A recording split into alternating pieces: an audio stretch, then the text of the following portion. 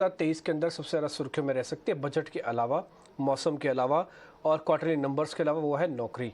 क्या जॉब रहेगी नहीं रहेगी, कईयों को जॉब मिलेगी नहीं मिलेगी, और इसका सबसे बेहतरीन आकलन करते हैं टीम लीज जैसे कई मैनेजमेंट कंपनीज़ हैं, सर्विसेज देने वाली कंपनीज़ हैं, उनके सीईओ स्टाफिंग कार्तिक नारायण हमारे साथ जुड़ रहे हैं।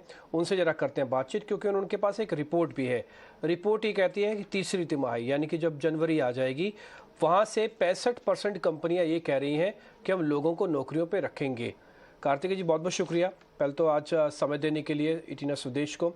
जरा इस रिपोर्ट के बारे में बताइएगा, ये खाली सर्विसेज सेक्टर्स को लेकर है, ये अक्रॉस द बोर्ड है, और ये किस तरह की कंपनियां जो कह रही हैं कि हम हायरिंग करेंगे क्वार्टर 3 के अंदर? निम्बी जी, सबसे पहले आपके कार्यक्रम में बुलाने के लिए धन्यवाद। मैं रिपोर्ट के बारे में बताना चाहूँगा। ये टीम लीज एम्प्लॉयमेंट आउटलुक जो रिपोर्ट है, ये जो हम पूरे देश में एक सर्वेक्षण करते हैं, सर्विसेज और मैन्युफैक्चरिंग दोनों में, जिससे हम पता करते हैं कि हायरिंग सेंटिमेंट क्या है।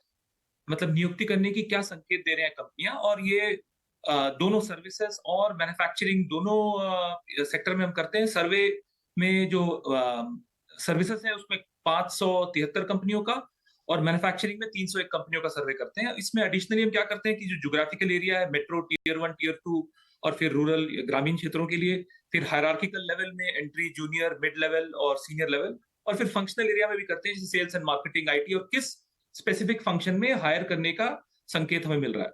मैन्युफैक्चरिंग, पहली बात तो है कि दोनों मैन्युफैक्चरिंग और सर्वे में जो हम देख रहे हैं, ओवरऑल 68% हायरिंग करने का इंटेंट का संकेत हमें मिल रहा है अपने बिजनेस और लार्ज एंटरप्राइज से। बट अगर आप स्पेसिफिक देखेंगे, फॉर एग्जांपल अगर मैन्युफैक्चरिंग की बात ली जाए, तो Q4 में हमें फीडबैक मिल रहा है कि 60% यानी 3% पिछले क्वार्टर से ज्यादा हायरिंग करने का इंटेंट है। इसमें अगर स्पेसिफिक देखा जाए तो health care, pharmaceutical, FMCG, electric vehicle और इंफ्रास्ट्रक्चर, ये सब सेक्टर्स सबसे ज्यादा आगे बढ़कर आ रहे हैं। मेट्रो और टियर 1 सिटीज में सबसे ज्यादा हायरिंग इंटेंट है, 94%।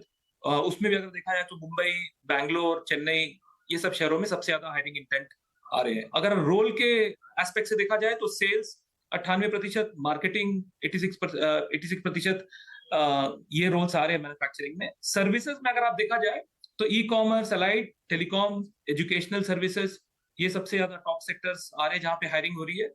और इसमें भी मेट्रो और टियर 1 सिटी में सबसे ज्यादा, पहले 99%, और उसके बाद एंट्री लेवल रोल्स जो हैं उसमें 79%, और जूनियर लेवल में 74% का बढ़ोतरी होने का हमें ऐसे संकेत मिल रहे हैं।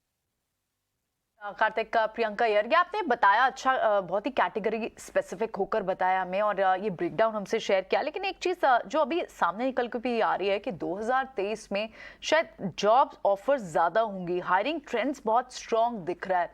2022 में हमने कुछ स्पेसेस में तो ले-ऑफ्स देखे। अगर 2023 में जो हायरिंग की फ्रेंजी रहेगी, जो आपको 2021 में भी देखने को मिली थी, क्या एक चैलेंज ये भी आ रहा है कि कहीं ना कहीं talent pool is expecting more और अनअफोर्डेबल भी हो रहे हैं वो कंपनीज के लिए? नहीं, ये इंडिया में तो ये प्रॉब्लम है ही है कि टैलेंट पूल की कमी है। और सेकेंड थिंग ये जो हुआ है कि कोविड के बाद स्पेशली ब्लू कॉलर वर्कर्स जो रूरल एरिया जा चुके हैं, उनका अभी तक रिवर्सल पूरी तरीके से कंप्लीट नहीं हुआ है। तो एटलीस्ट उस एरिया में डेफिनेटली एक इशू है। और एक बात तो हमें ध्यान पे रखना पड़ेगा कि 21-22 में जहां ग्लोबल सेक्टर्स में इशू रहा है, इंडिया का ग्रोथ तो 8% रहा है। और इस वर्ष भी जहाँ पे बहुत जगह इन्फ्लेशन है और इकोनॉमी बहुत जगह स्टैग्नेटेड है, इंडिया फिर भी 6.2% ग्रो कर रही है, और अगले साल भी इतनी अपेक्षित है। एक लेवल ऑफ स्ट्रेस तो डेफिनेटली टैलेंट और टैलेंट पूल की है ही है, जो सारे बिजनेसों ने एक्सपेक्ट किया है। बट इसमें अच्छी बात ये है कि अभी भी हायरिंग इंटेंट हाई है, उसके चलते डेफिनेटली थोड़ी सैलरीज पुशअप होंगी। जी नमस्कार, अभिषेक बोल रहा हूँ। अगर हम स्टार्टअप की बात करें कार्तिक, तो हमने देखा है कि हायरिंग जिस रफ्तार से होती है उसी रफ्तार से कई कई बार लेज ऑफ दिखते हैं। एट्रिशन लेवल हाई है 25-30% के आसपास का। क्या आपको लगता है कि 2023 में भी जो हायरिंग की रफ्तार है वो कायम रहेगी? क्योंकि हाल फिलहाल में देखा है कि एजुकेशन वाला जो स्टार्टअप है वहां से काफ़ी बुरी खबरें आई हैं, काफ़ी लेज ऑफ हुए हैं। तो इस स्पेस की अगर हम स्टार्टअप की बात करें तो कहां पर आपको लग रहा है कि हायरिंग ज्यादा होगी, कहां पर एक स्टैग्नेशन आ चुका है, और कहां पर तस्वीर अभी भी खराब है? एक बात का हमें ध्यान रखना पड़ेगा कि पिछले 2 वर्षों में, स्पेशली कोविड के दौरान, एक डिजिटाइज और डिजिटलाइज का दौर चला, जहाँ पे बहुत लोगों ने रियलाइज किया कि अगर बिजनेस को वर्क फ्रॉम होम से करना है तो उनको बहुत सारे अपनी प्रोसेसेस इंप्रूव करने पड़ेंगे और आईटी में इन्वेस्टमेंट करना पड़ेगा। उस दौरान बहुत लोगों ने इन्वेस्टमेंट किया और बहुत सारे बिजनेसेस में अपॉर्चुनिटीज भी दिखे, जिसके दौरान बहुत सारी इन्वेस्टमेंट की गई। अब वो कुछ इन्वेस्टमेंट अभी रैशनलाइज हो रही है और इसलिए आप देखेंगे कि बहुत सारी कंपनियां थोड़ी ले ऑफ कर रही हैं, बट इसका मतलब ये नहीं है कि फंडामेंटली ग्रोथ का एक्सपेक्टेशन नहीं है या बाकी बिजनेसों में यही इशू है।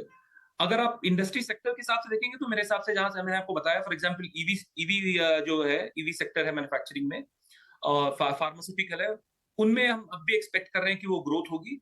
कहाँ पे ग्रोथ नहीं होगी या चैलेंज है, अगर हम देखा जाए तो मैन्युफैक्चरिंग वर्टिकल में हम देखेंगे construction, real estate, power, energy, textile में इशू है। सर्विसेज इंडस्ट्री में हम देख रहे हैं कि media, entertainment, travel, hospitality, BPO, ITS में हम एक्सपेक्ट कर रहे हैं कि थोड़ा स्ट्रेस होगा उसमें। ठीक है कार्तिक, बहुत बहुत शुक्रिया, थैंक यू वेरी मच। अच्छा लगा आपसे बातचीत करके, इस रिपोर्ट के बारे में भी आपने डिस्कस किया। ओवरऑल एक खुशी वाली बात भी बताई है कि नौकरियों की दिक्कत नहीं है, नौकरियां रहेंगी। बहुत बहुत शुक्रिया sir, thank you very much आज समय देने के लिए, बहुत अच्छा लगा, थैंक यू वेरी मच।